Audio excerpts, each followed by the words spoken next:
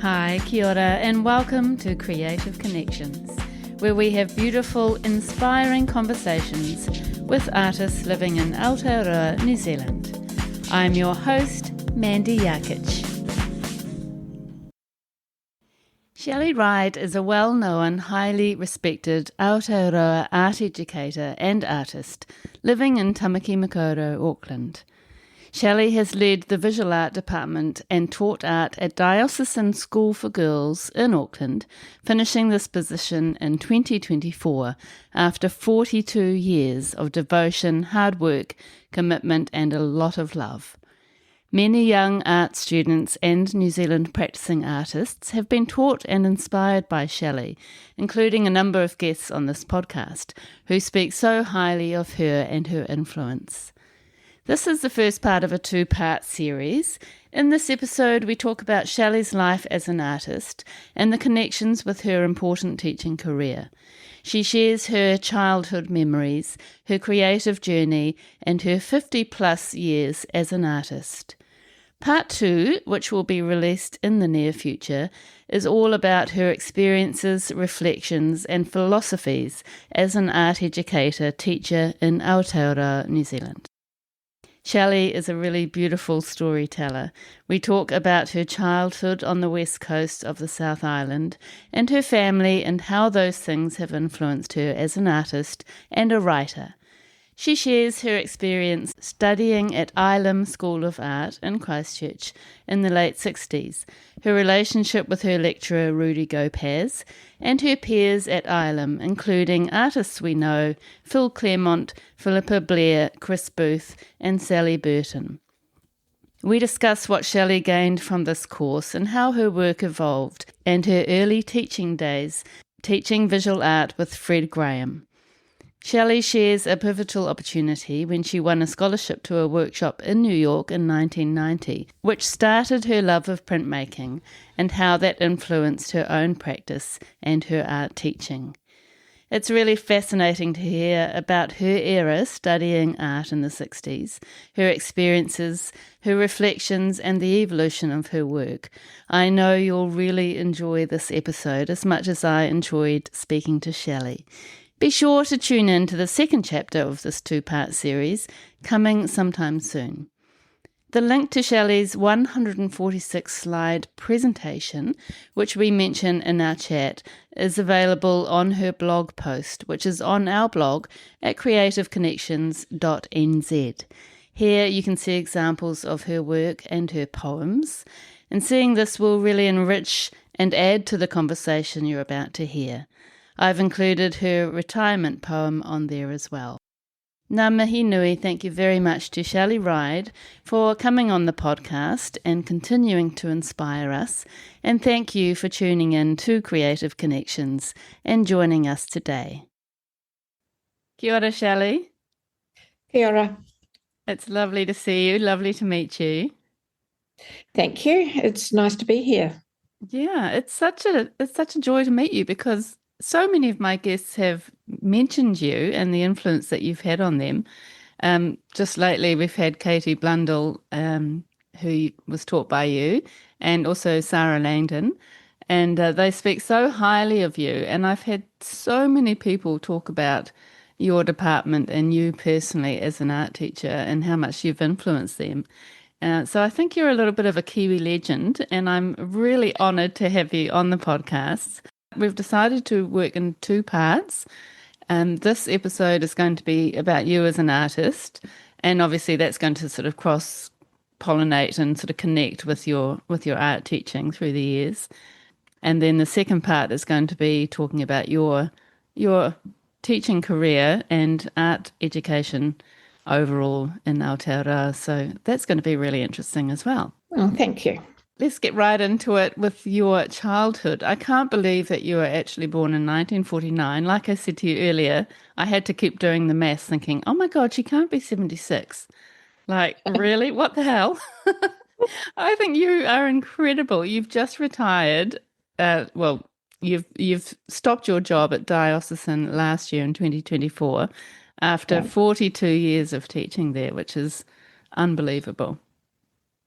It was I think I ended up having the crown of being the longest serving staff member for that period of time, yes. Yeah, I bet. I wore it with pride. Yeah, so you should. That's incredible, and I can't believe what you've achieved. And I feel like you have this attitude that you're not sort of retired and going to sort of sit down in your armchair for the rest of your life. You're just like, okay, next phase, and you've got plans for lots of other amazing things for your next 20 years. And the time to do it properly, like the time to sit down and write, or the time to spend a day in the studio, or even the time to spend 2 hours on the phone to a friend, which I didn't have. So I'm enjoying that. I'm Yeah. enjoying able to procrastinate and have the time to procrastinate. I'm enjoying having the time to be able to sit and read and not get out of bed until I want to, but at the same time, not feel guilty about any of that. It's Yeah. quite nice after all those years of being ruled by bells. Absolutely. Exactly. It's so true. And I think there's something about getting to this point in your life when you've had a really busy, fulfilling career and you've worked so hard. I think sometimes that is helpful for sort of getting to a phase where you're like, no, I'm not feeling guilty about this. This is what I'm doing. Well, I've always refused to be guilt-ridden about anything. I think it's so non-productive. So Yeah, it so is. Let's go back to your childhood. As I said, you were born in 1949. You were the third of 8 children, which is a big family. Can you tell us about your childhood and how what you were doing as a child has influenced your art practice? well, I've looking back, I was born in Christchurch, but I was only about one when we went to the coast. And so I think that period of time living on the west coast of the South Island, just out of Greymouth in a little place called Kororo, was such a small chunk in the whole of my life, 10 years, but so majorly important to who I am. It was an idyllic childhood. We we lived in a house that my father bought and did up. Um, I remember the gravel road, the access to the beach, the wild west coast, being a beachcomber. I think that was when I first started having that real interest in the presence that objects had outside of where they came from, like that shell or that bit of glass, or even the little bit of greenstone or power that we found, anything like that. We would put installations in this old shed, and we had all our little treasures, and they were important. Um, I started writing even before anything else. My first artwork I do remember that I was really good at was drawing princess girls and lace on the dresses, and I had to do them for everybody in my class. And I kind of got kudos for that, so that was quite nice. But the poetry was also very much part of all of that. Like, I can remember one of them. The lawn is now our bedroom as we sleep out at night. Mother comes and tucks us up and wishes us good night. The stars are way up high, and goes on and on. But we just used to go, take our blankets, maybe something to lie on, not a sleeping bag, not a tent, just go and lie on the lawn, sleep out there all night. Nobody even knew where the key to the front door was. Everybody knew everybody. It was safe. And yeah. Sounds idyllic. Clothing, very basic. My mum only knew how to make one thing, pajama pants, so she made them in jean material, and then we wore those. Flip-flops and gumboots. These kind of jeans, T-shirts. We roamed all over the place. Mum would chuck us out in the morning and we'd come home at night. That's in the summer. Blackberrying. We'd built huts on the beach. I think this first thing that I ever smoked was a bit of driftwood. We'd take potatoes down, absolutely blacken them, and then eat them, and they'd be raw in the middle. But we did all of that stuff. I mean, people don't have childhoods like that anymore. I know, it's a shame, isn't it? It's yeah, they were good days. And so the writing, where did that actually come from? Writing poetry, at age 8, it's pretty unusual. My mum, um, she was a real academic. She was the only child, my mum. She was born in Blackpool, which is, I think, the link back to the coast. And she was one of the top scholars at Christchurch Girls. And she studied things like Old English and history. And she was training to be a teacher when she met my dad. And that was the end of that, because they moved to the coast shortly after I was born. Of course, that was the end of the war as well. But she wrote, even then she was writing stories. And she sat all her exam papers when she was pregnant with my youngest brother. So she was quite inspirational. My dad was one of those Renaissance men who could do anything and everything. He was wanting to be a builder. He wanted to be a doctor. He actually designed his own solar house before they were even solar houses. He did all of that sort of thing. So that was what I'd come from. Yeah. And I was encouraged in all of that.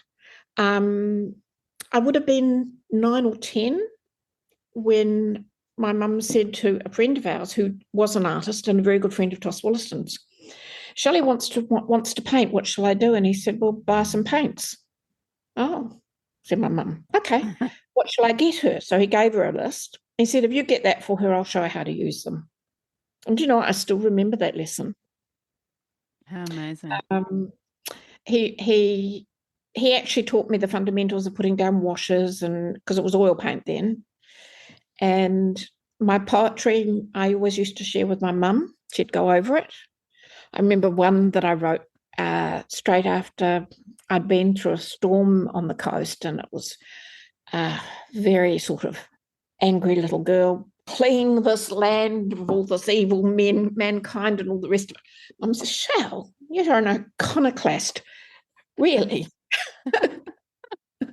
And so I got supported every step of the way. I think that the coast wasn't so much. I'm trying to think of how to frame this. It was more what I went back to in terms of memory. When I started making work, it was a rich source for making work for those memories. Just that whole experience of being on the coast and being part of a big family. And those two things thread all the way through, the family and my attitude towards the landscape and the land and the bush and the beach and the water and those things. Yeah, you can see that thread going all the way through, really. So it's linked with the poetry all the way through as well. But the ideas, they've been quite constant all the way through as I've evolved. Yeah, that's interesting, isn't it? How sort of deeply connected you become to certain things, and they just stay with you right throughout your practice sometimes. Yes. Yeah. So it's why I called that series Back to Beginnings, because I started to do drawings and work from memory, and that just grew from that. So we went from the coast to Christchurch. I would have been 11. So from a 2-room classroom to a big intermediate, Linwood Intermediate in Christchurch, and what a culture shock. But I got encouraged by the teachers there with my writing more than anything. And then when I went to Christchurch Girls, I have got one work which is in that file, which is the one that I did when I was 14. Yeah. It's still quite interesting because it's got that almost monochromatic colour scheme, and it's the bare hills and the bare trees. It's so beautiful. And it's totally from memory, that work. So I started doing that, and that was year 10.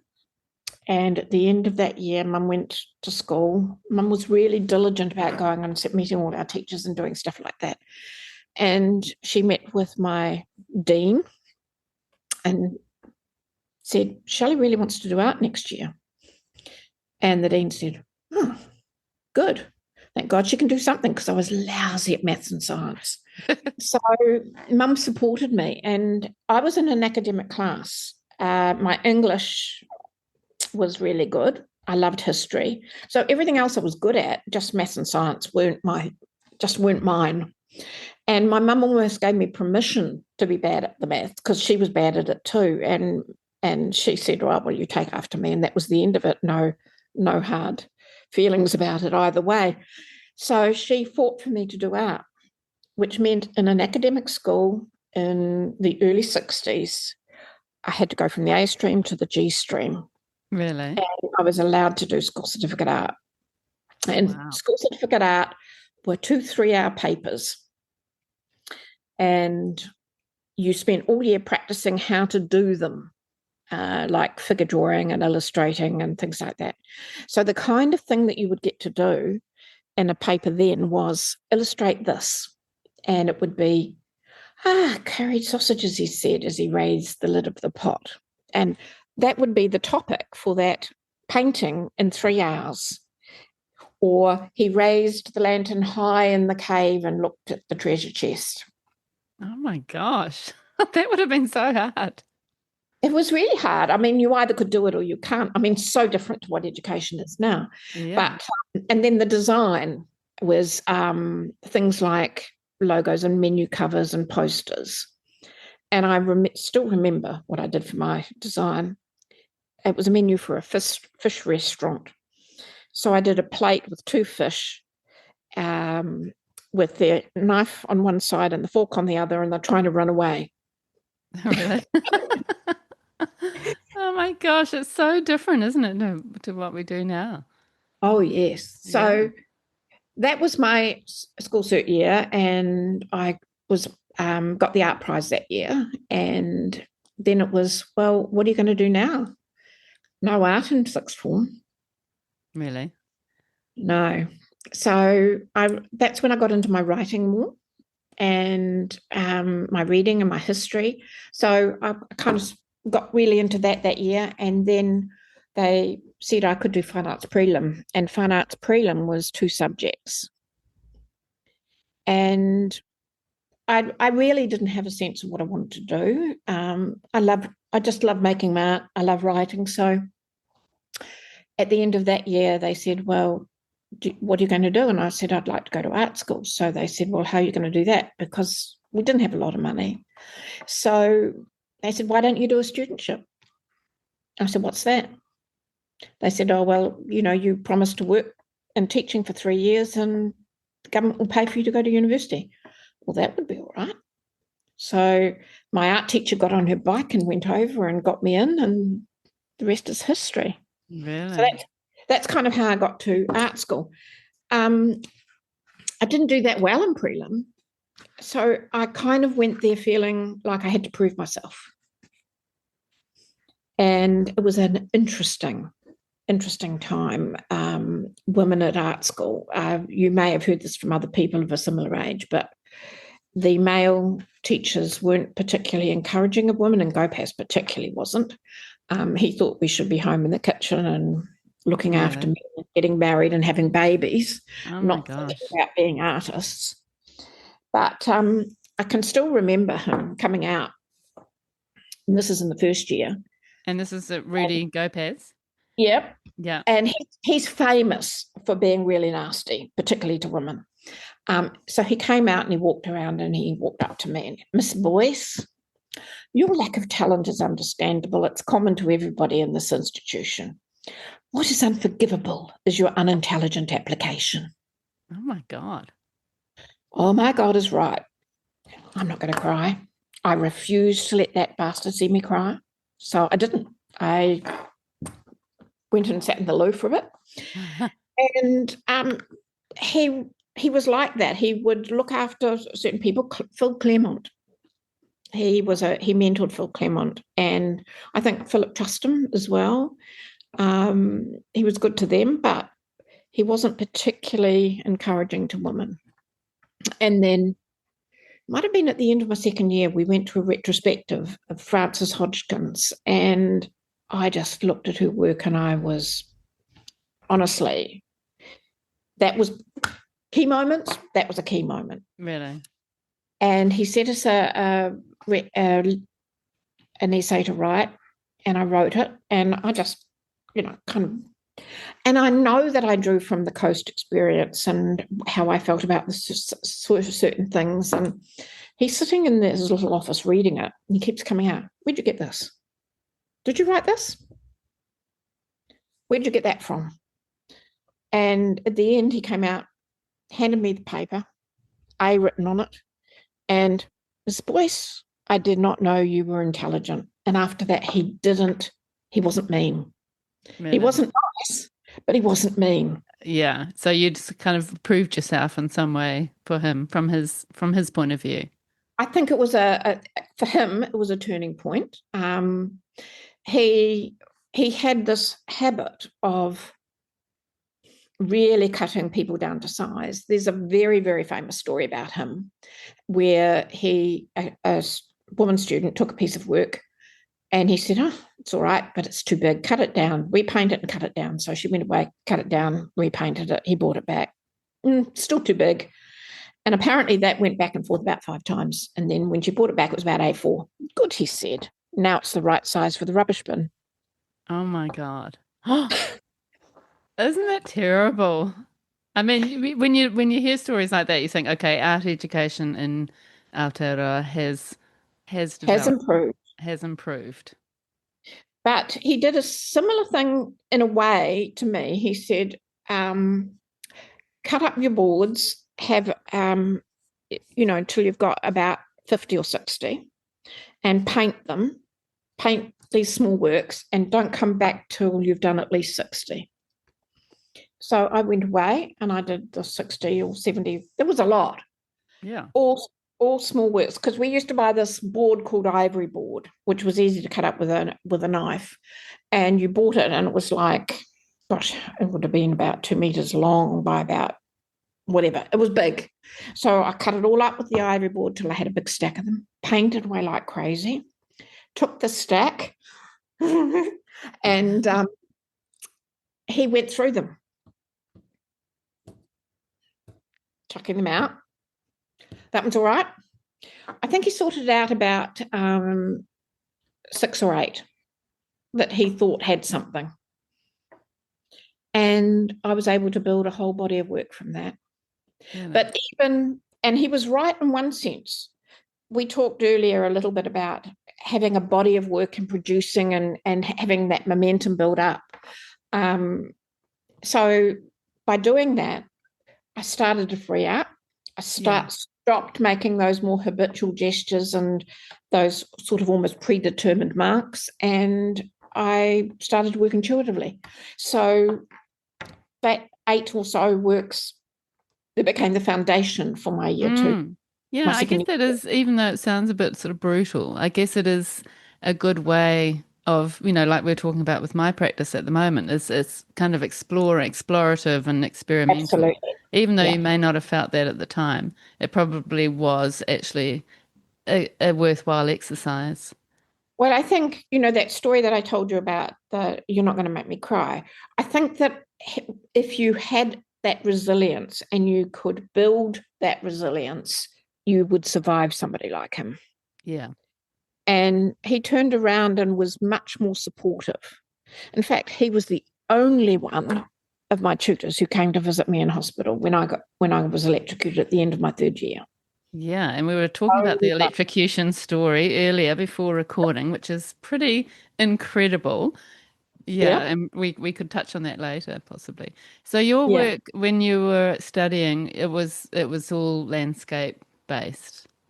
It was earthy. I would use the word earthy. And I think what is quite interesting is that I can see parallels with what was happening in New Zealand art with my own practice, completely implicitly rather than explicitly. I'm not even sure, for example, whether I had seen much that Williston had done, but I was doing similar things. And of course, Gopaz's influence was expressionism. So if I had been going to school in Auckland, I probably would have been a completely different kind of painter. Mm. But his influence was big.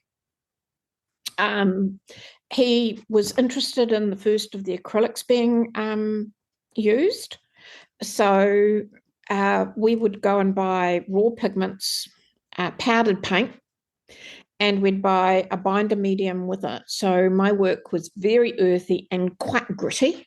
And we would work on the ivory board, which behaved a certain way.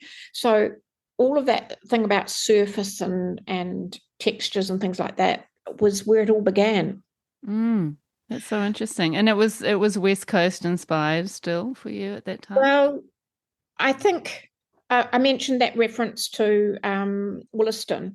So some of that work was like the June work. That was at the end of my first year, because I'd always been interested in the landscape as a bare and stark presence with the light. So the interesting thing about that, and I don't think that I put the section in, but Bill Sutton and Doris Lusk were looking at it at the end of my first year.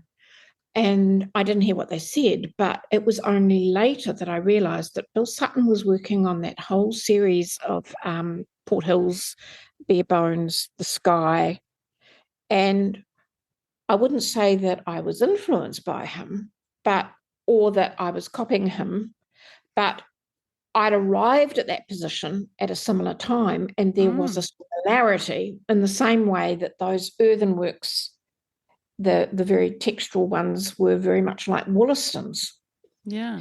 And if I go back and look at the work that they were producing at the time, I was producing work or making work that had some similar references. They took us to a quarry where the land had been cut away and exposed, and we were doing drawings there. This is at Canterbury Art School. And I think that was an influence, where I started looking at what was above the ground as well as what was beneath. And the tracks ideas came out of my memory of the coast and how we made tracks everywhere. The railway line was a track. The path to school was a track. The path through to the beach was a track. So we would make our own pathways that recorded where we'd come from or where we'd been, all over the place. Yeah. And that also leads into, the work that you did later, which we can talk about, with the streams and the the bodies of water and the sort of pathways of water as well. So it's obviously quite sort of ingrained in you, isn't it? That idea of wanderings and tracks. Yeah. I have always loved braided rivers, the whole pattern. And you like pattern, you've said that. And I've loved the pattern that water makes, but it would do that on the coast in a different way. It was so temporary too, because one night there'd be sand and the next night thereafter there'd be only stones. Yeah, so it changes. That transitory nature of it was quite fascinating. Yeah. And the way that the water would carve through the sand. So that kind of had always fascinated me. And then when we went to Canterbury, it was a different kind of landscape, but the rivers were amazing. The braided rivers right through the mountains, and so I started doing those. So your final exhibition, the works there, it feels like they are referencing landscape, but they're really quite open. Oh yes, yeah.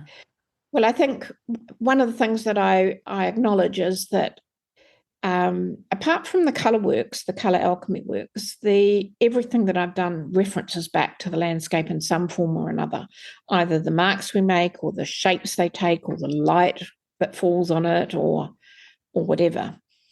And there's a really close connection between the method of making at art school. I mentioned the ivory board and the way it took particular surface. So those ones, you will see some of them that have got that kind of almost earthen quality, but there'll also be some that are much more translucent. And that was when I started mixing the paint up and pouring it on. And the ivory board would capture it a little bit like a watercolor paper. Mm. And then I'd chase it around, tipping it and moving it around quite a bit. And later, when I did have a hairdryer, because they didn't have them then, that's why I got electrocuted, because I used the heater. The thing is that we didn't have dryers, so we had to sort of wait for things to dry naturally, or I'd stopped using oils quite early on. And so acrylic is quite immediate in that sense. And if you're watering it down and moving it around and pouring it, and like I said, using a heater to dry it and a brush in one hand to move it around a bit, you're getting quite beautiful effects, very much like watercolor, which kind of led in a little bit later to me developing a body of practice in watercolor, which I didn't document a lot, but that was a period of time when I had to scale my practice down a little bit when I got into watercolor. So I'll come back to that. Methods of mixing the paint, letting it run, exploring how it granulated, building layers over the top of it, all of that came from that third year practice. That's so interesting. The caliber of lecturers, and I guess that's gone we all had the way really through. good lecturers. Yeah, it's incredible, that you've got these artist role models who now are sort of legends in New Zealand art history, and yes. The influence that they had on you is incredible, really, isn't it? I think so, and I think you can't underestimate that. I mean, North and South were very divided. Colin McCann drove a certain kind of work, and it was very formal, and that was the history of Elam and Elam, and Elam was Gopaz and Expressionism. And you've got a whole body of artists who came out of art school at the same time as me. There's Philippa Blair, Phil Claremont, who was the same year as me, Chris Booth, who was who's lovely sculptor, even now. Oh gosh, I can't. There's a whole lot of others too. Sally Burton, who's still a wonderful practicing artist in Nelson now. We all came out of that, and we all hold that inheritance of that education. Yeah. And that's the point. It's where you are in any particular place or time that shapes who you become. Yes. And for me, it's the being one of 8, having that 10 years on the coast that was so formative, and also having a mother who was literary, being encouraged to be an artist, being encouraged to write. So I got married in 1969 and followed Andrew to Auckland because he was already working for a multinational. His degree's in psychology and sociology, and he was starting out with Reckitt and Coleman. And he was one of those up-and-coming young managers, destined to go far. So there I was at training college, and we had a little flat, and I did actually do work in that year. I was still, I'd had the injury at the end of my last year at art school. So I had to see a plastic surgeon when I came back up to Auckland, started my training college year. So that kind of held me back a little bit to start with, but it was my right hand, not my left, and I'm a lefty, so that was helpful. Yeah, that's good. And so that whole year I started to paint. So I bought more ivory board and I'd paint in the garage of the flat that we had. And that the June one, the very simple classic June one, was done in the garage in my 1970. I love that one. Yeah, I remember doing it. And there were a whole lot. So that was a big shift too, after art school, finding what I wanted to do. Yeah. I was at college in Auckland, so I had Peter Smith, one of the best teacher training educators in New Zealand. And I think anybody who hears this will say, oh, yes, Peter Smith. I was very, very lucky that he was the person that I met. And he shaped who I was as a teacher, encouraged me. And then I had another really lucky break because my first teaching job was at Papakura High School. And Fred Graham, Wow. absolutely amazing Māori kaumātua, was my teacher Really? department. And he encouraged me and we swapped work. And so I started out with all of these really great people. And so I had 3 years at Papakura. And then Andrew was sent to Yorkshire to the home company, Reckitt's, and he was going to be trained in imports and exports and new product development there. So I'd done my 3 years mandatory teaching, so I was able to go, and we packed up and we went to Yorkshire.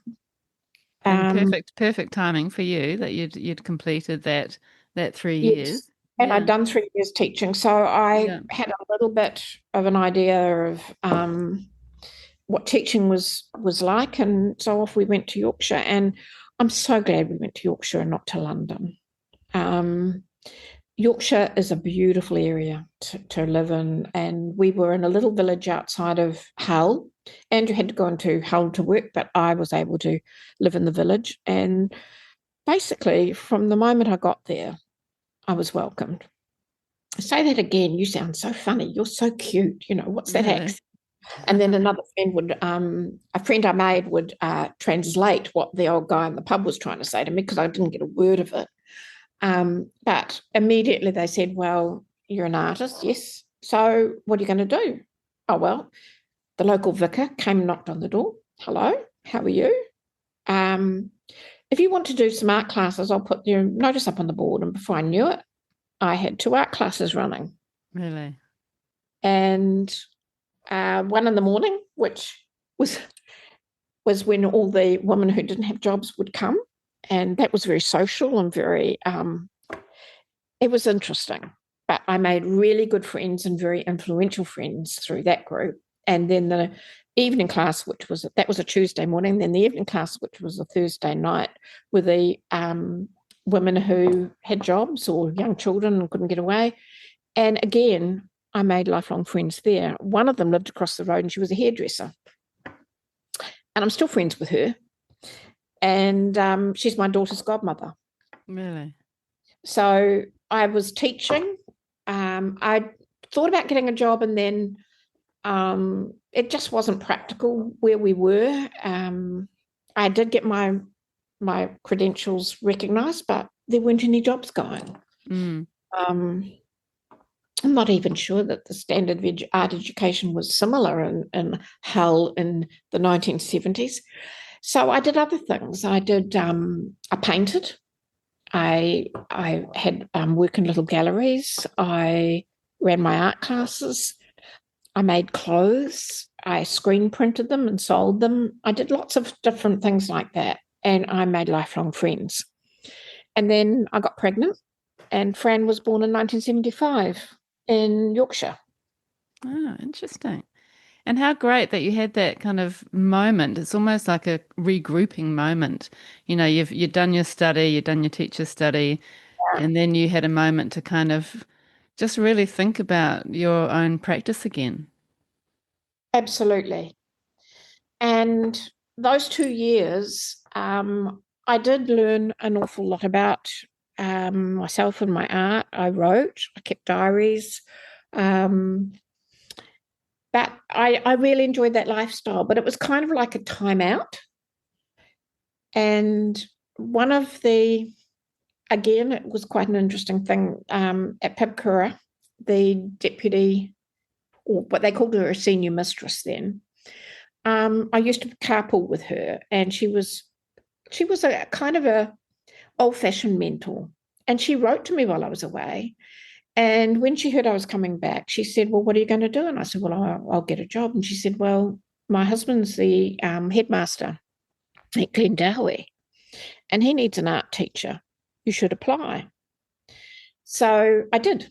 And I think we arrived back in the last week of January. I think I might have arrived on the Friday, and I started teaching on the Monday full-time, Glendowie College. Wow. Yeah. What a culture shock. Fran was 5 months old. And I don't recall that I did any art practice that year. I had a daughter. I was managing that. I was managing the only art teacher in a school, getting to grips with all of that. That's huge. Yeah. And also in the 70s, it was probably quite unusual for a woman to be working full time with a 5-month old. What did you actually do with Fran while you were working? Well, it was interesting because the friend that I was talking about before, and that I'd met at college, who was older than me, I rang her and I said, Jude, can you help? And she said, what is it? And I said, well, I haven't got anybody to mind Fran. Will you look after her while I get things sorted?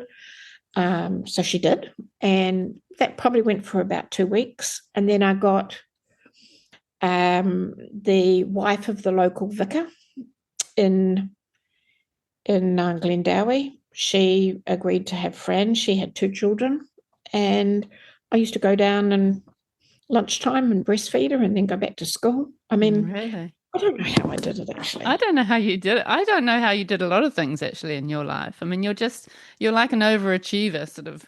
Yeah, Fran was very happy there, but she got the vicar's wife got pregnant, so I had to find somewhere else, and I did.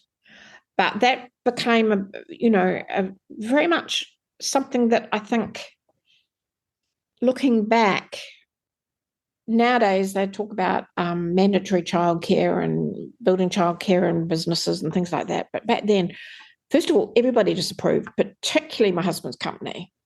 I was a terrible mother.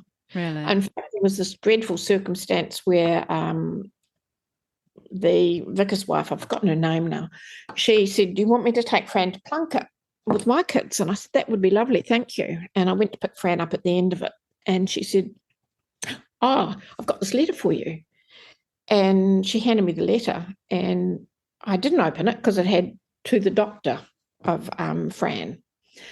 So I made the appointment with the doctor. Now, again, that mentor who'd got me the job, she'd told me who to have for the doctor too. And he became an absolutely brilliant source for us. So I made the appointment, took Fran, took the letter, handed it to him. He opened it, he read it. He said, have you read this? And I said, no, it's addressed to you. He said, well, you better read it. So I read it, and it said, I find Francesca Ryde pale, anxious, undernourished, and failing to thrive. Does the mother care for her child? So I'm going, what? I mean, even Plunket in those days were terribly disapproving of women who did what I was doing. Mm. So he just looked at it. He said, tore it all up, put it in the bin. He said, well, that's where that belongs. He said, Shelley, you're not a big woman. Andrew is not a big man. She's exactly what she ought to be. That's so good. And how great to have a doctor sort of on your side, because it was a difficult time for women in a way, people Very wanting much to so. work. Yeah. Yes. And yeah, I mean that has definitely improved as well, which is great. It has. Yeah. It got easier as things went on. At the end of that year in full-time Glendowie, I'd admitted that it was too much, and I went part-time, and I went back to Papakura. Uh-huh. And I had Fran with really good family, and then I got pregnant, and so Ainsley's, there's only 2.5 years between them, and Ainsley was born, and I had passed over all my classes, Papakura, and then I got a call from Don Hunt, the principal, you've got to come back. I've got a delegation of your senior students in my office. They say that they aren't going to go to class unless you come back. Really? Wow. I said, I've got a baby. Bring the baby. Really? So Ainsley would have been 3-4 months old, and I went back part-time, and it was the art history class in particular who'd rebelled. So I started out trying to manage with having him at school. Art history, that it was good because obviously I was still breastfeeding at that point, and so I would go into a little cupboard and yell outside the door because I had boys in that classroom. And then I'd be teaching junior classes, and the kids would say, "Miss, can we take your boy for a ride in his buggy?" And so they'd come back and say, "He's such a cool little dude. He just loved going fast around the corners." Oh my God. But it didn't work out that well. I mean, it's too hard to do the two It's things. very hard. Yeah. I needed to separate it out. Yeah. So And teaching is so, it requires so much of you, doesn't it? So it's it pretty does. hard to combine. So I asked my kids, does anybody know of anybody who would look after him? And one of them said, my grandmother would love to. So he went to the grandmother. He couldn't have been happier. So I finished out that year and a little bit of the following year, and then we were moved to Tauranga. And that was Andrew's job that led to that. So I had probably 6 months at home in Tauranga and hated it. You weren't destined to be a stay-at-home mum. No, not me. I did the whole house up. We papered, even painted the roof and the sides and God knows what else. This kind of work that I did when I had the kids then was the watercolour. I could do it on the kitchen table. I wasn't using toxic chemicals. So I did a whole series of watercolours, and most of them were the sort of water in the estuary, because we lived in a house in Matua that looked right out over the mud flats and the water. And so it was a beautiful spot. We had our own beach access. So a lot of the artwork was, again, that tide and a different kind of mood. So I did a lot of watercolours then, and I also did some painting. At that point, have you ever heard of the Tokoroa Art Award? No. It's an old one, but it was quite a big one at the time, and I put a piece in then. I was exhibiting in a local gallery then with paintings. I think they were sort of the water landscape stuff as well. Some of those very bare bones ones was done around about that time too. But I got, I'm trying to think what the award was, the Landscape Award, I think, from the Tokoroa, which was a purchase award, which was really good for me. So I was running that practice at the same time, but it was spasmodic with kids, teaching, and what I was doing. You're so busy. But you thought of yourself as an artist really right from the beginning, didn't you? I always made work, whether it was, at that point, the stuff that I could do easily or the bigger stuff. I didn't have a studio, so it was usually the kitchen table. And I love the way, your environment or your stage of life or, the other things that you are doing influence often the context of how you're making. And I find that really interesting. You can probably track through your practice over the 50, 60 years. And you can kind of see where you're at, where you're working and how that actually influenced your work. Yeah, you can. So Tauranga years was more the sort of watercolor, the tidal stuff, but softer, much more atmospheric, plus the slightly bigger pieces that I was doing, which there wasn't a big body of work, but I don't think I worked at school. I do remember that a lot of it was on the kitchen table, on the dining room table. This one here that I'm leaning on, which is Yeah. Amazing.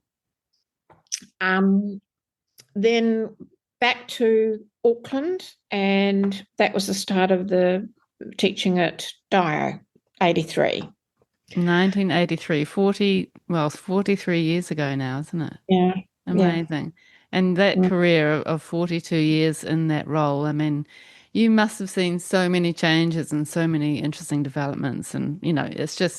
it's a fascinating story. And we'll talk about that in part two, Yeah. in more detail. But yeah, how did you actually get the job there at Dio? Same friend, the Really? mentor. Yep. Her name was Rachel Hammer, and uh, I kept in touch with her the whole time, and her daughter went to Dio, and so I think I was in touch with her, and I said we're coming back to Auckland. She said, well, there's a job at Dio, so I said, okay. Well, I was going to an interview at McLean's because Fred Graham was teaching there. Mm-hmm. And he was keen for me to go and join him there, and he was going to kind of retire and pass it over to me in time.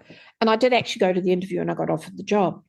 But I rang up Dio, and I said, I'd like an interview.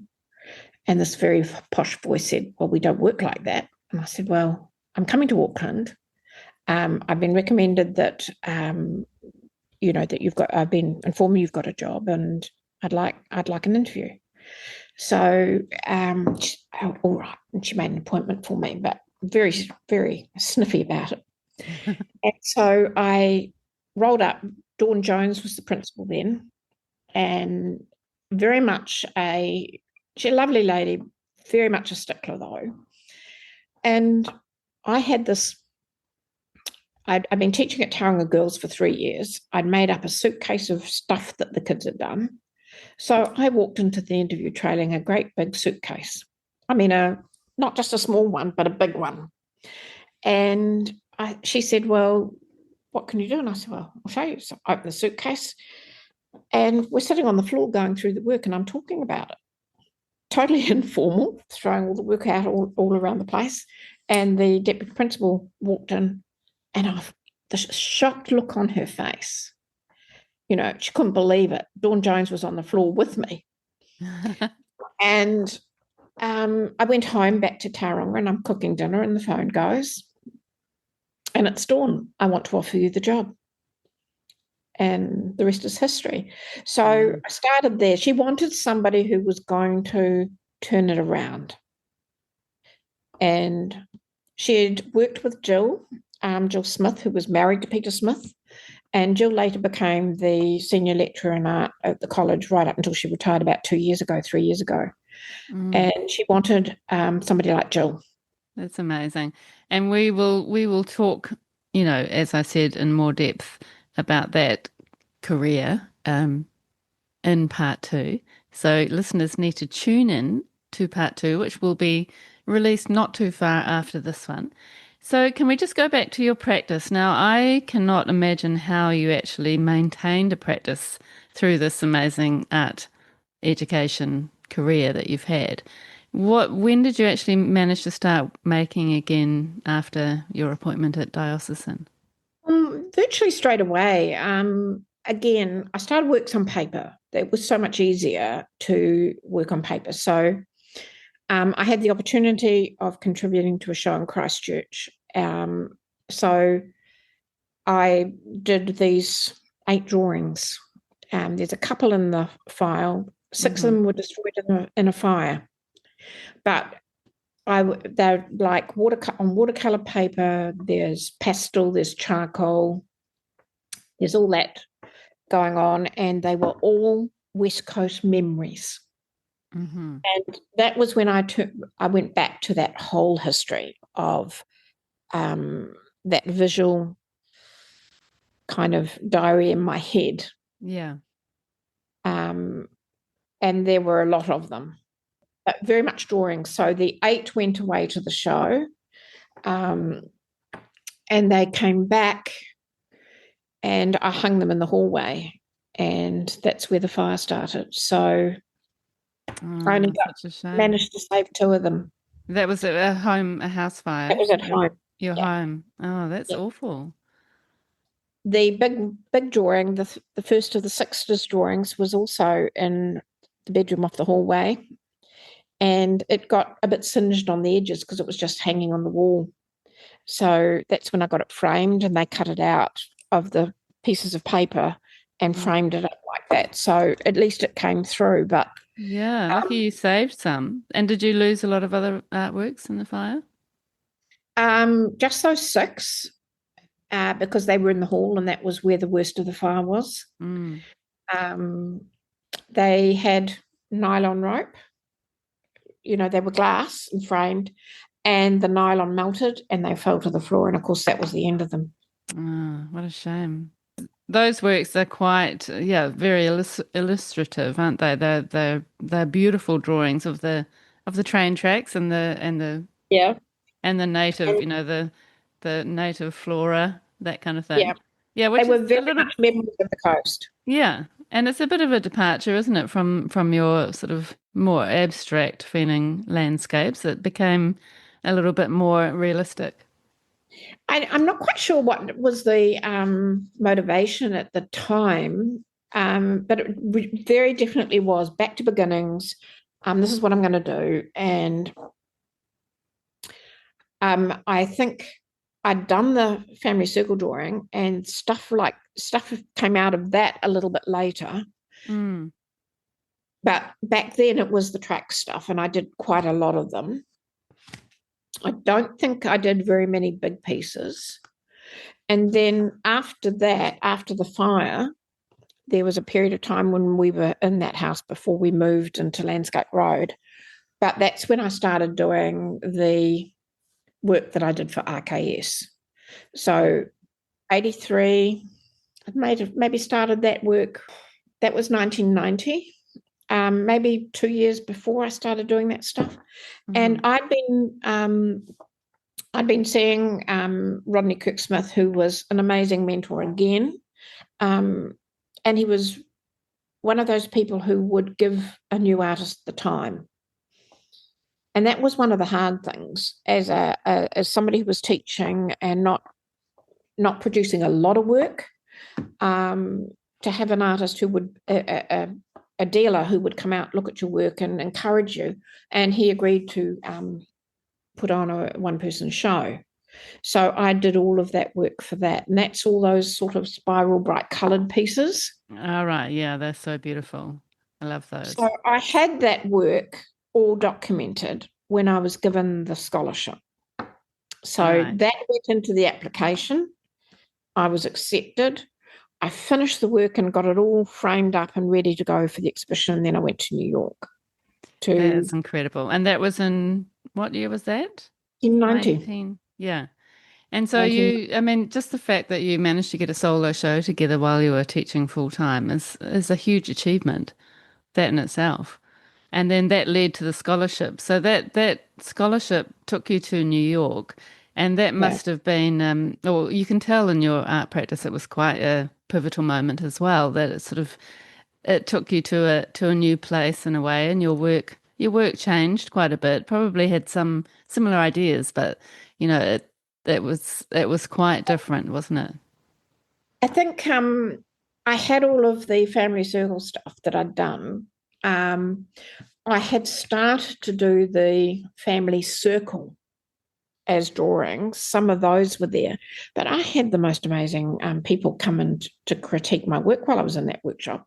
Audrey Flack was one of the people who came and saw my work. She was one of the ones that you could choose a couple of people to talk about your work, and they would give you feedback. I've still got the recordings of that. I mean, Really?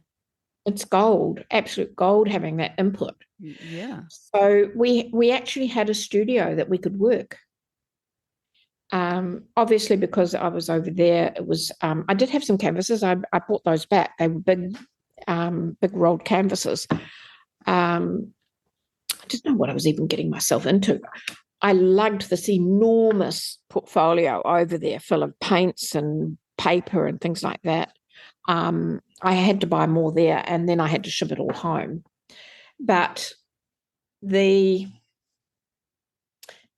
gave us studio, and then what they did was they booked in presentations by the artists, and then the artists would go round and look at all the work in the studio, and then they would you could choose one or two people to talk on your work.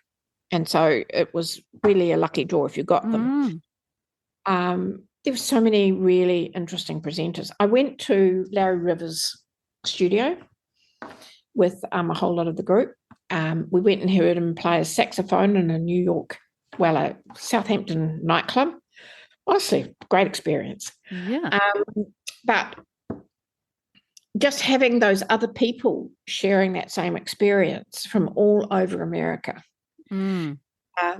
I remember we were talking, and I was talking about the house fire and saying how I'd lost all the work and how hard it was, just cleaning all up and everything.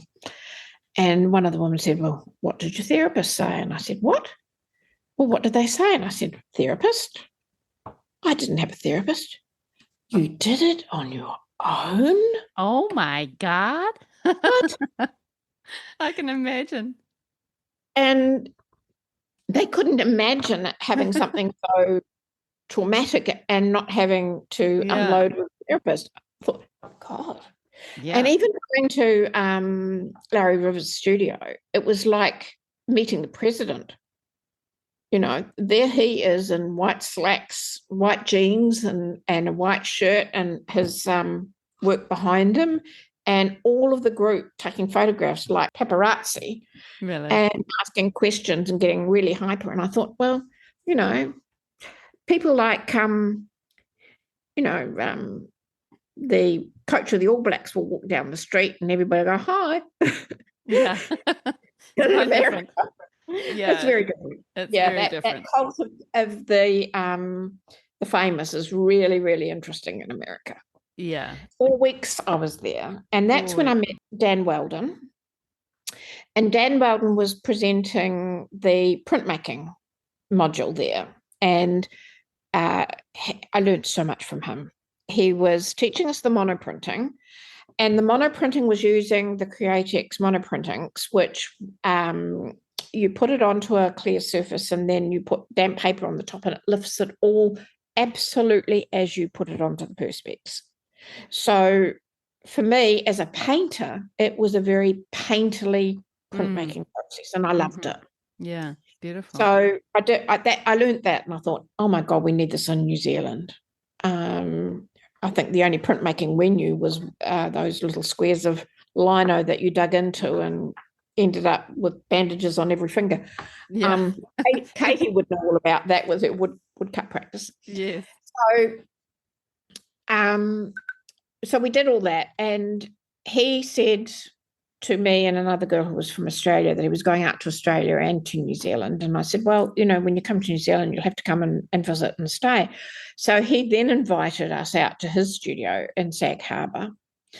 And there was nothing dodgy about it. He was just a lovely sharing guy, and we had an amazing time. A whole lot of his friends turned up with a ute with crab in the back and sweet corn, and we had a barbecue. His place where he had all his presses and everything else, he didn't even have a shower or a toilet. He later built this amazing house that we've stayed in, Andrew and me, but then it was just an incredible experience again, meeting somebody in the art community and sharing ideas and what have you. And printmaking in New Zealand at that time, like you said, it wasn't really a big focus. I mean, there were some artists. Not in teaching, no. Possibly, but yeah, it wasn't coming through in teaching. Yeah. Not in teaching. And we had so little in the way of product as well. That was 4 weeks. And then part of the thing allowed me to meet with Andrew in New York. So I thought, well, I'm going to visit studios and I'm going to visit artists. So before I even went, I read about Max Gimlet. and that he was living and working in New York and he was going to have a show. So I thought, well, I'll see if I can get hold of him. And I eventually did. I wrote to him and got hold of him, and he agreed to meet me. Really? So I met him in New York, and he was wonderful. I saw him in Wow. a studio. I interviewed him. I've still got the recording of that somewhere. It's Really? all on these tiny little tapes. I mean, I'd have to find somebody to translate it all. Mm. But I asked him if he could give me other people to meet, and he did. And I met some other lovely artists there. And Amazing. And what was your intention for meeting artists and interviewing them? What were you wanting to gain well, from at that? that point, it was because I'd been sent. It was a scholarship from teaching, and I'd already indulged myself quite a lot with the master art workshop. I thought, well, I would need to take resources back. So that was kind of the idea of taking resources back. Mm.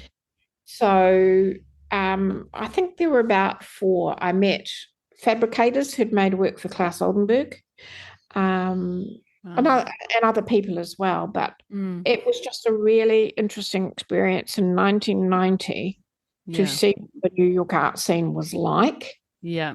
Did it really open your eyes, Oh being yes. influenced by American artists instead of New Zealand Well, artists? I think the workshop did that. But as an educator, the whole idea of bringing back all these different people, because I don't think we were just starting to talk about the art as model in teaching and bringing back all these resources. Because then I went to New Orleans with Andrew for a few days, and then we went to LA. And we got on a bus in LA and went over to a exhibition at Long Beach, and it was all digital. It was the first of the digital artworks, and that was interesting. Mm. And I've got some of that on file somewhere. Yeah. Um, a lot of this stuff is, you record it and you document it and you bring it back, and it's all part of in here. Yeah. So I probably don't need to get it out and watch it again because it Mm. formulated Mm. so many things. And isn't But it lovely that your art teacher career, your teaching career, has really kind of just gone alongside your career as an artist so beautifully. absolutely. It's given you Well, these different opportunities and well, yeah, that's kind of, when you think about it, it's going in tracks yeah. in different ways. So back to New Zealand, 1990, and then my artwork really started to, you know, get much more important alongside my teaching. What do you mean important? Well, I had opportunities to exhibit, so I had a gallery and a director who was supporting me. Flagstaff, I was making work for shows, so that I had an end game. If I had an exhibition booked, um, that meant that I had to produce, and I had to Yeah. work to it. I had to work to that, and so Flagstaff, I think I had two or three shows. And that's Devonport Um, and Tāmaki Makaurau, Auckland. yes, Yeah. and she was amazing. The director of that gallery was amazing and very supportive of me. So that's in the document. Mm. Um, And when you're just sorry to interrupt, when you are speaking of the document, you've made this incredible 146 slide presentation, which was, in preparation for the podcast and to give me some resources to kind of look back on your amazing art practice, which, is stunning. Like no guest has presented something of this nature to me. And it was such a fantastic resource and probably good for you too to actually put all of these things down for yourself, but also the way that you've shown photos of your work through the years, but then also accompanied those with the poetry that you wrote at the time. And so honestly, Shelley, I read through that and I was so moved by it. And I said to you earlier, the poetry that you write is so beautiful and creates such a beautiful picture in your mind. And poetry is not always a medium that sort of I connect to, but I really did connect with your poem writing. So, I feel like you're some incredible legend who can put these things together, but also the fact that you've filed everything. You've obviously got everything filed, so you can kind of pull in from wherever you've, stored all of these things. And so you've got this amazing record of your art practice over 50 years. And so we are going to publish that presentation in some way, probably through the blog, so people can have a look at that, which I think is really fascinating. So I'll let everyone know how exactly you can access that. But yeah, back to what you were saying. Sorry to interrupt. So then that was Flagstaff, and at the same time I had enough work that I was able to put it into rentals, and so it could earn an income for me. So I was making quite a lot of work, and if what wasn't selling through the galleries was out for rental and getting out there. Then Dobson and Bashford in Christchurch, I met them through Parents from Dio. They put on 2 shows, so I was producing work for them. I had the opportunity to exhibit in Blenheim. That was a contact of my sister's, who's amazing. It's called the Millennium Gallery there. So that period between 1990 and 2000 was really, really productive. Yeah. And is that the work, the really colourful abstract work that developed out of that scholarship? That the family circle stuff mostly, and the message series and the water ones. I mean, all of that it just came together, and there was quite a lot of work there. Then I think it was around about 2000, and I had started doing a lot more contract work, like marking, school certificate marking. I'd marked right through that period. And then I was doing a little bit of bursary marking. And then I thought they were starting talking about doing a master's degree through Ireland, but they wanted me to leave teaching to do it. And I didn't want to do that. And then a lot of educators at this period of time, around about 2000, 2001, 2002, to go any further in tertiary were having to do their masters. So I saw the same thing, that it was another step for me. I was pre the degree. I had a diploma. And in teaching, they did actually rate it as the same. I think I finished 1 year before the degree course started in Auckland. So back then, we talked a little bit before we came on air about hierarchy, and there was very definitely a hierarchy without having that extra qualification. So I decided that I would do it. And I applied and got accepted for the Masters in RMIT. That's Royal Melbourne Institute. Yes. Yeah. Of technology. Yeah. Of technology. Yeah. And you did that alongside teaching. And I never went part-time, never gave up my head of department role. They had a really good system. They had a group of tutors who would come over. They would book out the art gallery at this point from Friday. So we would have a long weekend. We'd go Friday, Saturday, Sunday. We would present our work in progress, and we'd feedback on each other's work in that time. And then the Monday, they would do studio visits and come out and see your work in the studio. And it was brilliant because it really was much easier. I think they did that 4 times in a year. Mm-hmm. So I only had to take a Friday and a Monday off 4 times a year, and the school supported that because it wasn't major. I never asked for much else. Yeah. Then we had the first year we went to RMIT, and I went in the holidays. And the second year, unfortunately, I don't think it fitted the holidays. But anyway, I had another week where we had to put work into an exhibition. Mm-hmm. And then at the end of the second year, we had to put on a show. So all in all, the interruption to my teaching was probably maximum of 10, maybe 12 days over 2 years. Wow. And how you did that, I have no idea. Like how you actually had enough energy when you were teaching full time, running a department, and then doing a master's degree. I think, my family, by 2000, I think Fran had gone. Ainsley, I think Ainsley was in his own little place too by then. So Andrew, this house, gosh, we've been in this house 25 years. One of the first things he did was build me a studio, fit it out. So I had a space.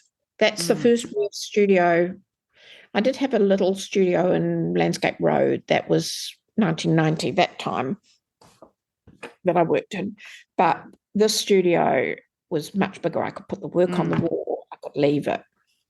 You needed that space. Yeah. So that was probably the most intensive working period of time. Wow. Were you really seeking that sort of official qualification, and you felt like you needed that for your teaching career? Was that the main reason why you did it, or were you really wanting to bring something new to your art practice? I think it was both. The fact that the Master Art Workshop had given me so much foundation to build a practice, that the one in New York, and I was ready for another challenge. And having that kind of input on my work, having professionals coming and looking, talking, and sharing with other people, completely separate from the teaching, was really, really important. Yeah, it would have been. That would have been So, great. And how did your work evolve through that time? well, that was the color. That's when the color came in. And, I don't know that I even knew that that was going to happen.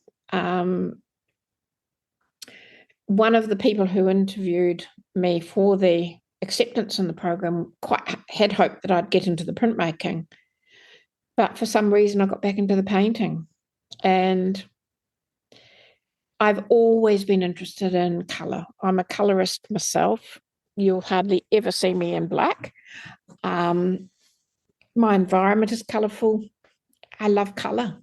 I think partly, my whole background is about colour, and that whole building up of the process of painting became important. And so that was what the journey was. I started doing what I call drawings with colour and just putting down washes and building. I think, again, I went back to what I was doing in that third year at art school, layering, building, understanding how paint behaved, actually thinking about the association of colour.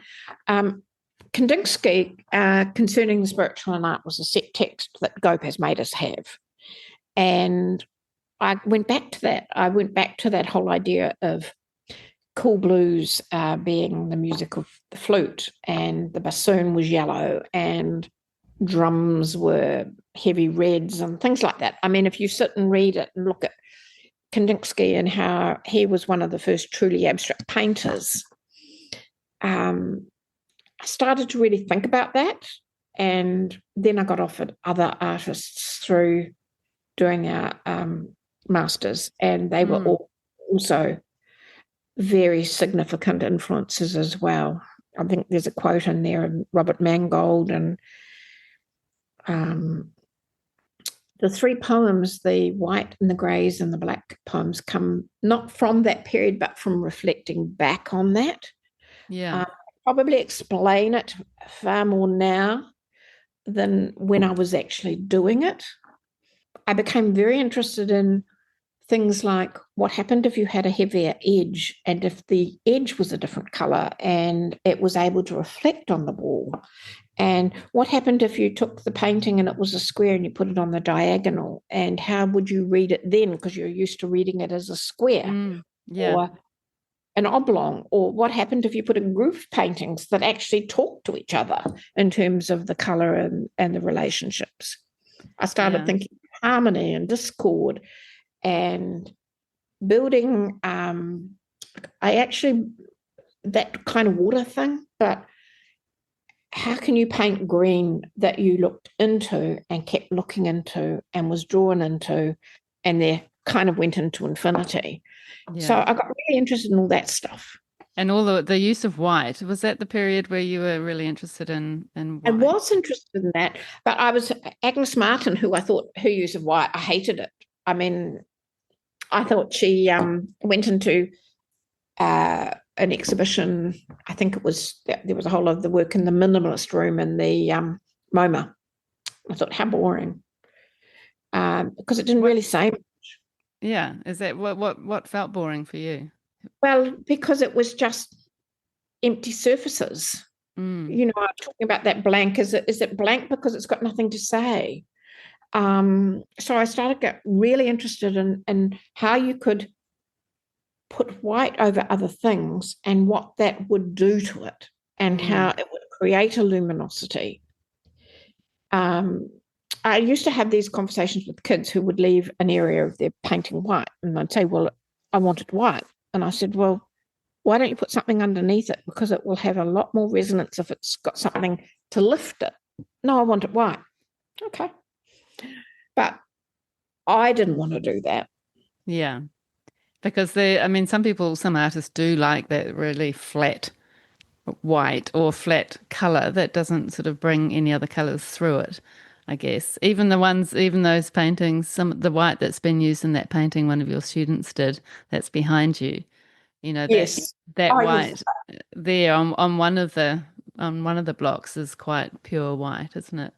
They are. But the other one is the others are over other colours. Yeah, which I quite like.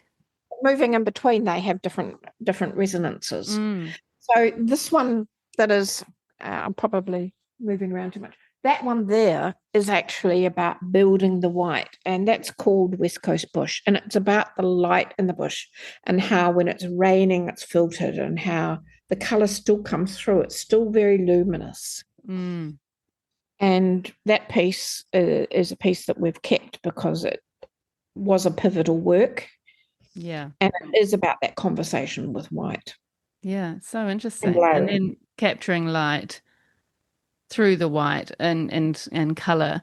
It's interesting to me too that your practice developed in that way that's still kind of referencing landscape, which is so sort of intrinsic Yeah. to your practice, but it takes on such a different form. Yeah. So in a way, I call them color alchemy works or color weave. And it is about the surface. It's about the relationship to the edge. It's about how all art is illusion. And we are creating this illusion of what something that feeds the eye or questions or makes you uncomfortable. But then when you bring in the edge and then you have a little bit of color that's wandering from the side to the middle to the edge and above, and it changes and it gets thicker or richer or whatever, you start really thinking about the dimensionality of the work through color Mm. and changes in color. So you even go back to really simple color theory like warm attracts and cool recedes. So how do you create almost a hole in the canvas by having it receding but still being luminous, still inviting the eye? So then you get that whole thing about perception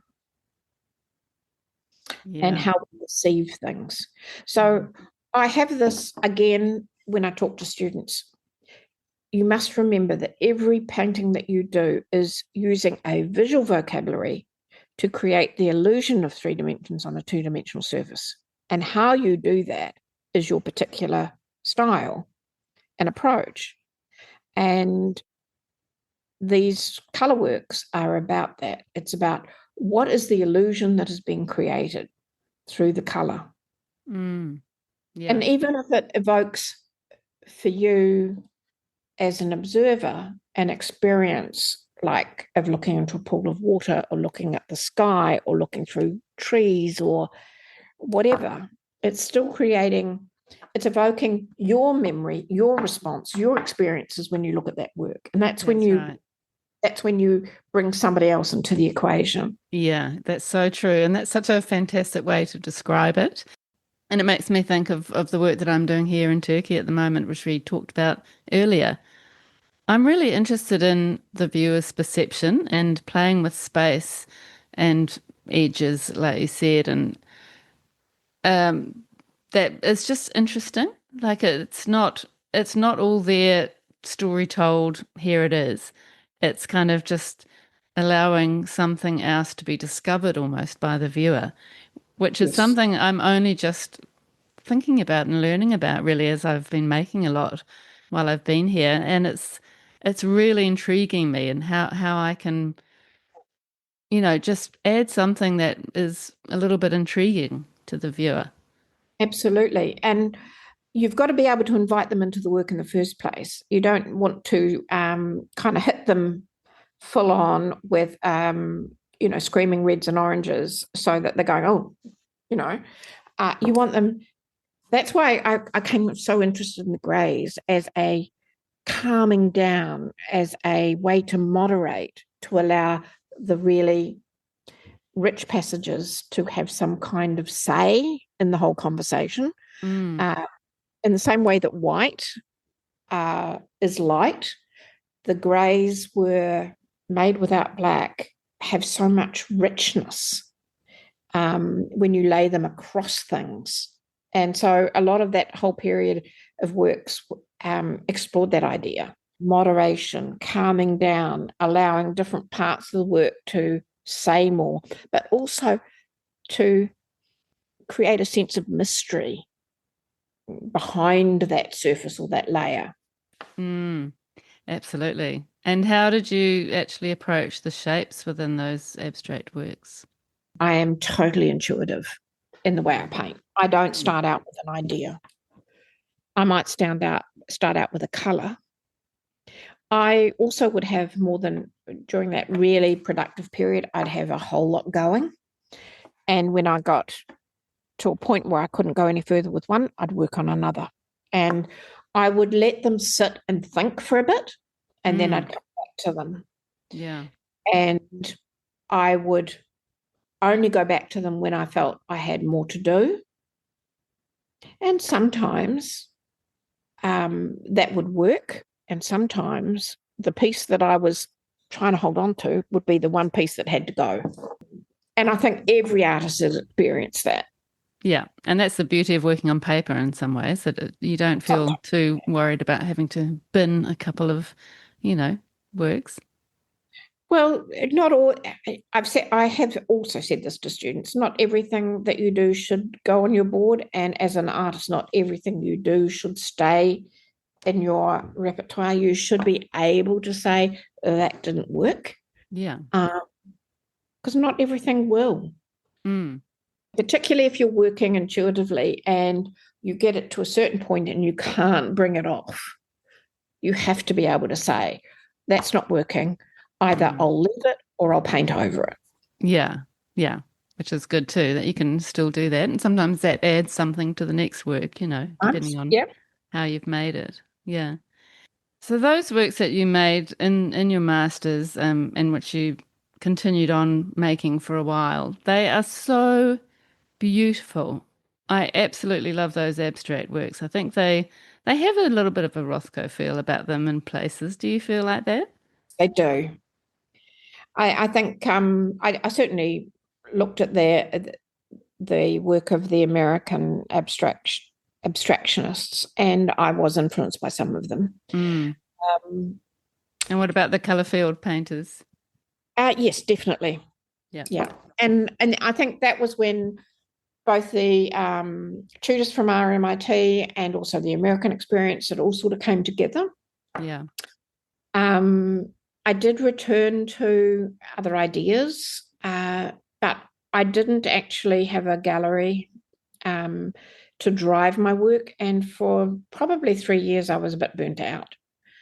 Things were heating up at school. I mean, education was changing.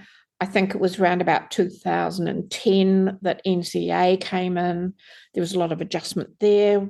Dio started teaching IB. And I started doing a lot of workshops. So a lot of what I was doing was going out and teaching teachers how to do stuff like drawing workshops and printmaking workshops, mixed media workshops. I can't remember when I did the Te Papa one, but I went to Papa and did a drawing workshop and PowerPoint, and I went to Christchurch, I went to Dunedin, I went to Palmerston North, I went up north. I was doing workshops all over the country. And how did were you invited to do these workshops? Well, that's kind of the story that is where what happened with Andrew comes in, because he decided that he didn't want to be part of a big multinational anymore. When we talked about bringing in the monoprint inks, we did that. We got Dan back and we got him to an art conference, and we got him as artists in residence at Dio. And to cut a very long story short, Andrew agreed to be the importer of the product. And so he did that. And then one day he said, well, I'd really quite like to do this for us.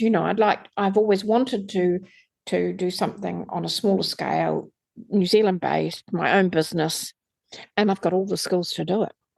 So he set up his own art supply business, importing all the products that we couldn't get here. Oh my goodness! So you're National Art Supplies? Yes. Oh my God! I've just realised. I've just made the connection. Ainsley Ryde. I used to work with him when I was our son. Yeah, yes. Your son. When I was at working at Auckland Art Gallery. Yeah. Oh right. Okay. Oh my gosh. Well, that's the connection. So we started out with a business we called New Image Arts, and that was Andrew working out of the house. And he was saying it was a lifestyle, and I was saying it was a life sentence. And then I told him he had to leave home. So that's when he met up with Ross and they set up National Art together, and it just grew from there. So then I started out as being part of their technical support, but then I pulled back because it was just too much. So I would get invitations. They would sponsor or provide all the materials, and Andrew would basically be, my wonderful supporter. He would do all the heavy lifting. Your agent almost. Well, more or less, but I mean, we'd go together and we'd run these workshops, and he'd get everything ready for me. Like one time I wanted to show in a workshop that I wanted to how different surfaces would work with different paints on them. And so they spent ages just preparing it all. And even recently, Bridget did that for me when I went to do a workshop at Whangarei for the teachers there. She prepared all the stuff before I went. Amazing. So it's always been a really good relationship. Yeah, it's a beautiful symbiosis. It actually came out of meeting Dan Weldon and bringing that stuff in and wanting to get Dan into New Zealand and wanting to get the products that he was working with into New Zealand. And so it started there and it grew from there. How amazing. And does Ainsley and Andrew still have National Art Supplies? Oh, yeah. Andrew's still working there. That's incredible. Wow. And Ainsley has taken over a lot of his clients now. So, because Ainsley's 48? Wow, what a family. That's so interesting. It's kind of one of those things where, because Andrew didn't have that background, but he does have a background in, like I said, imports and exports. So he made all the contacts. We actually went to the art shows in Las Vegas and San Francisco and walked right around and saw all the product, and Andrew started to bring that in. But it was because I knew to a certain extent what we needed here. And, that having that teaching background fed in there.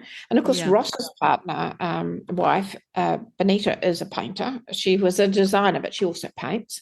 So both of the guys had artistic wives. And Ross is more of an accountant and Andrew was more of a salesman. So it was a good combination. Yeah. Yeah. So great that you could then, you had those opportunities to do workshops using the product and, everything just kind of Absolutely. complemented So each in a other. way, it was promoting the product, but it was helping the teachers. And Yeah. so we did a lot of traveling and a lot of workshops. And so that's kind of what I did in that interim period. So you weren't working at Diocesan at that stage, or I've been working all the time at you're still working? So that was still weekends and holidays and things like Wow. that. You Yeah. didn't, it sounds like you very rarely rested. I read. I like reading. Yeah, so we did all that. I'm just trying to think. Artisan Eden is an interesting thing because that has kept my practice active. Mm. And can you describe what that is for people who don't know? Artisan Eden is a community organisation that invites artists into Mount Eden once a year to do work in public and then auction it at the end of that day. And the idea is that you do respond to the mountain. It's changed a little bit. It's been going 30 years, and I've been involved in it all that time. And so it kind of, I would prepare for it and I'd do something there. And it's in the PowerPoint, some of the stuff that I've done. Yeah. But it kept my practice alive. So I started responding to Eden, that whole concept of Eden, wrote a lot of poems about it. And so again, the artwork and the poetry started doing this. And I often would draw or paint. Mm-hmm. It was always, I'd prepare it, but I'd do it on the site. And being somebody who had taught, I didn't mind that. Actually being in the public, and as I think I put it in the PowerPoint, I couldn't resist teaching. Yeah. Kids would come along and I'd say, well, do you want to turn the wheel? Do you want to help? And they'd love that. And then the organisers said, it's really good to have something that is part of a demonstration. So will you bring the press? And so I've done that a few times now. Mm. Yeah, that's and over brilliant. the years it's evolved, but yeah. Mm. And that work was really quite sort of site specific for you, as you said, responding to that Yes, mountain. Has that absolutely. changed your practice? That's a body of work that sits alongside the idea of living in Eden. And of course, the two prints that are behind me on either side of the fireplace, they were done with Ronnie Henning in New York, and they're great big monoprints on a silk screen. Wow. And they're still about living in Eden. Yeah, beautiful.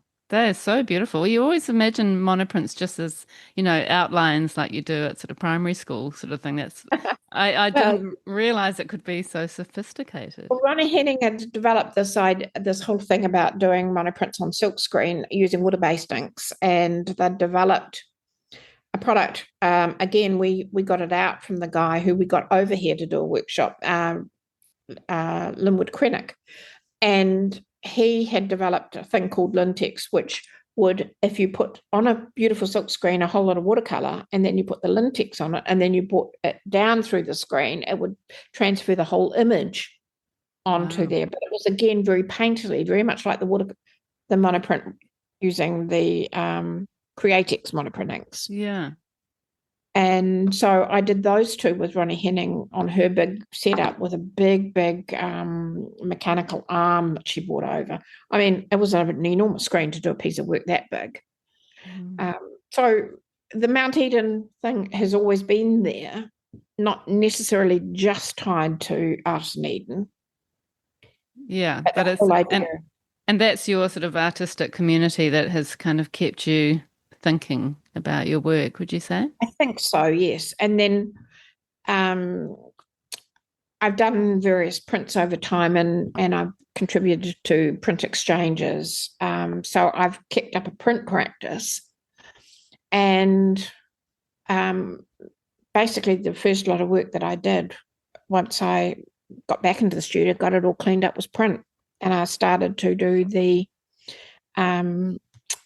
artifacts of memory, which right. They are objects that have stories. The doll, the crib, the dress, both dresses. Mm-hmm. And there's quite a few others, but I started doing those and writing about those and then doing an artwork to do with it. What made you come back to those sort of nostalgic objects, do you think?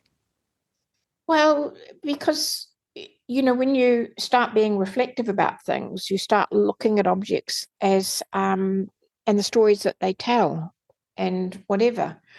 There's things like the dress, for example. That was really, I was looking at this whole idea of hoarding. Hauled the dress out, took a photo of it, sent it to Fran. Do you want it? Well, I've only got boys, she said. What would I do with it? So I thought, oh, well, I'll put it in the bag for the Salvation Army. And then I couldn't do it. I just couldn't do it. So I took it out and I decided to make an artwork of it. I wrote the poem. And then I said to my sister, you've got granddaughters. Do you want it? And she said, oh, my granddaughter would love to dress up with that. So I said, well, you take it. I'd rather it went to the family because I can't bear to throw it out. So she's got it. But it still got immortalised. And then I was going through all the stuff I'd brought back from Dio and I found the picture of the dress. And I thought, oh, my God, I'd do that. I could still remember Fran going off to school wearing it. So wrote the poem about the dress and did the work. And so it sits very nicely as a companion piece with the pink dress. Yeah, absolutely. And I think dresses, they do have so much memory and so many stories to tell. Well, not just dresses, like any kind of clothing, especially coming from your childhood. I can think of my dresses that I loved. I can picture them clear as day, and it was years ago. And there's something about those, I guess, again, it's marking a moment in time, or, there's lots of stories to tell. And so when you think about your writing and your artwork, your art making, how does that actually, I mean, one sort of seems to inform the other, but what is your process for that? Well, this year, but in particularly, I've written so much more than I've ever written before. There's the one about the domestic hoarder. There's one about photographs and how we have these mementos, photographic mementos, and I think there's going to be an artwork out of that one. But at the moment, it's just a piece of writing. Mm-hmm. There was the whole story about the Greek belt when we were going over in 1974. We went through Athens. We went to this little shop. I bought an outfit which was white wool and a Greek black key pattern on it. As this guy was telling his story about how he was going to give me the Greek belt, which was a white and a black beaded belt, which you wrapped around each other and it went around the skirt. And there was also a shawl that went with it. And he said he's given me the belt because when he was in the prison camp, the only people who shared their food parcels with him were the Kiwis. Really? And he loved the Kiwis. So we had a lovely meeting. So I still had the white part of the black belt, but I didn't have the black bit. So my sister-in-law was here with her daughter, and she was taking some of my clothes that no longer fit me, and one of them was this beautiful white embroidered top. And I said, oh, you should take the Greek belt. So I gave it to her, and she, oh, I love that. So I wrote a poem about the Greek belt. Wow, that's amazing. So it will be things like that will just happen. Mm. And there's a whole lot of memories around that. Like the objects like this. I mean, I could even photograph and put it into a print or a painting. Yeah. That whole idea of the Greek key pattern, it might emerge at some point. Mm. I don't know when, but when I write something, there will often be something that comes out of what I've written. Yeah. which is so amazing. And it doesn't necessarily come out at the time. It could be No, a period of time no. later. Yeah. Or it will fit the work. Now, the white painting, the white poem, the grey poem, and the black poem fit the work. But I've Yeah. written those more recently, but they fit the work from back Yeah. then. Yeah. Which is beautiful. And you're creating a gorgeous sort of archival collection really of writing and visual, of artworks that Yeah. can really I feel like it's going to be an incredible resource. I hope that it can be, it feels like you need a retrospective at, Auckland Art Gallery to put those all together and to acknowledge and celebrate the incredible career that you've had. Well, I've been giving a lot of the stuff away. I've been clearing out the drawers and saying, well, what I've got on the wall, I'm going to keep, but the rest of the stuff, you take it, you take it. I mean, my Really? sisters are my best collectors. They've all Yeah. got stuff. I have to call it all back from them. Oh, yeah, and you could do that. I mean, it would be incredible, wouldn't it, to have a show that shows that long journey. And I feel like you've, as a New Zealander, as a woman, growing up in that sort of male-dominated period of the 60s and becoming an artist in those times, it was not easy. And you just seem to have gone on and had such a positive approach, and then also managed to keep going as an artist alongside a really high-powered career. Well, thank you. Well, I hope to actually start building up. I think that any day now, I'm going to get a canvas out. I've got them there. Yeah. Return to that. At the moment, I've been sort of thinking about what I want to do. And if I did get a canvas out, I'm not quite sure what will go on it. So that's percolating away in the background. Yeah. But I can And imagine after, finishing last year, it's almost like you need a little bit of space to kind of gather yourself and then when you're mm, ready, you'll start making. Yeah. well, this will make you laugh, probably. I didn't write a retirement letter. I wrote a poem. And I put it on a piece of watercolor paper and illustrated it and framed it. And I took it to Heather and gave it to her. I made the appointment and I said, right, this is my letter of resignation. Really? Wow. And how did you come to that moment where you thought, okay, this is time? Because I thought, how did I come to that? I think I never really wanted to, but I thought I need to leave while I've still got it in me to stay. Yeah. Does that make sense? Yes, it does. Absolutely. Because I was finding that physically it was getting tougher. Then, of course, they said that they were going to rebuild the art block, and we had to leave at the end of last year, and we had to pack everything up, which was a real impetus to clean out the storeroom, which was mostly my crap. And so I could have stayed another year, but it was time to go. Yeah. And it was a perfect time to go, to pass over, a new building, a new person to run it.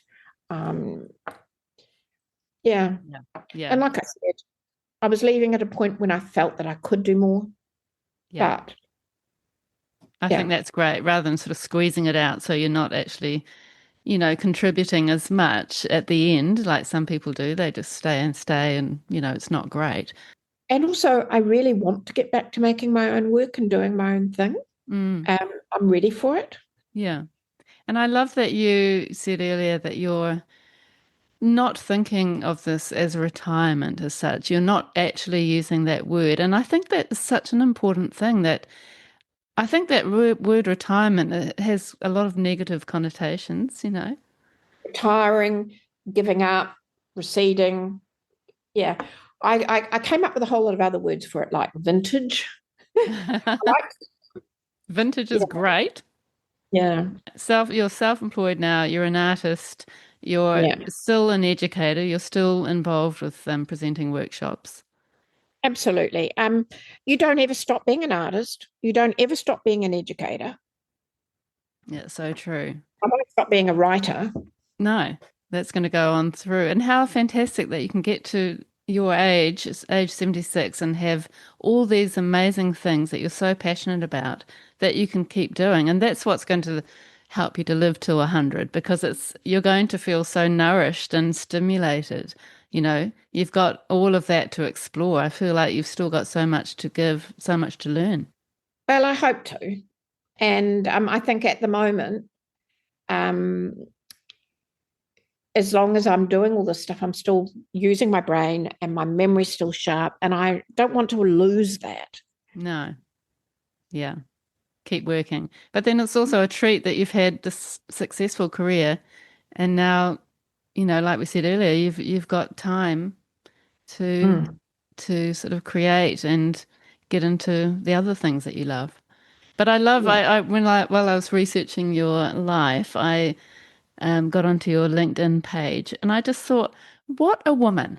Age 76, you've got this profile on your LinkedIn page where, saying all the things that you are, writer, art educator, artist, art teacher, and you still want to be working. You still want to be giving back or contributing to that sort of part of New Zealand education. And I just think that's so great. It's such a beautiful role model for all of us coming into older age to think of yourself like that. Did you read the bit where I talked about all the stuff in the bank and they should do withdrawals? Did you read that No, one? no, I didn't see that That's, bit. I think that's in one of the retirement diaries. I think this is part of what I think about people like myself is that we've had so much invested in us, Yeah. all that professional development, that workshop, that master art workshop, $20,000 they gave me to do that in Wow. 1990. So I've been invested in it and I've had these opportunities. And so now it's in the bank. I don't want it to sit there and be dead. I want it to be withdrawn on. I want people to say, can you do this? Can you do that? I want to give back now. Mm. And you've I been really giving, do. but I feel like you've been giving back your entire career. Well, you do when you're teaching. You're Yeah. giving all the time, but it's not. It's not a resource that's going to run out. No. As long as I've got the energy, I can do that. Yeah. And I think, that PowerPoint is probably just the beginning. If you could do some sort of retrospective of your work and have these records of your life, and this podcast can be a little part of that. I feel like you've learned so much, you've given so much, and it's so important that we kind of hold on to everything that you've done and achieved and contributed to Aotearoa, And I think the influence that teachers have on young people, as we've talked about in many of the podcast episodes, is so massive. And it can be a never-ending influence, from just touching a child or a young person's life. And I think that is such a privilege, isn't it? And as a teacher It's, myself, it's and you it's have to see it as a privilege. it's a huge privilege. Yeah. And I think there's something about teachers, as you said, you've always got that educator in you.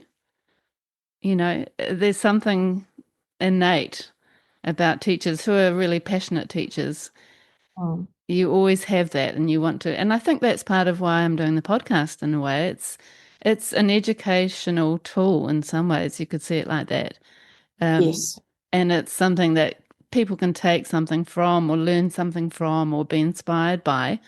And it's my little contribution, my little tiny contribution to society. And I think that comes from my teaching background. It's something to give back and it feels good. Well, it's been an absolute pleasure to meet and talk to you and share these things. I've really enjoyed it. And Oh, when Andrew said, "Well, what's happening?" and I told him, and I said, "I'm really enjoying the fact that I can say yes to everything exactly. Yeah. and see what happens." Yeah. Just So, be open to everything. And I feel like there's so much potential there for you. Yeah, and you'll find it. I know you will. Yeah. Yeah. Oh, it's been an absolute joy talking to you as well. For me, it's just been, I don't know, I think teachers have that connection. You connect. Maybe we're similar people in that way, coming from that similar teaching background, but I just have so much admiration for you, what you've achieved as an artist, and learning more about your practice over the 50 years and how it's evolved and what it connects to has been so fascinating. And hopefully everyone listening has really enjoyed, I'm sure they have, listening to you talk about your practice. And then I'm really looking forward to meeting again soon and talking about art education in general, which I think will be super fascinating as well. So thank you so much, Shelley. You've been very generous sharing everything, and I really look forward to seeing all the amazing things you're going to achieve in your last trimester. Thank you.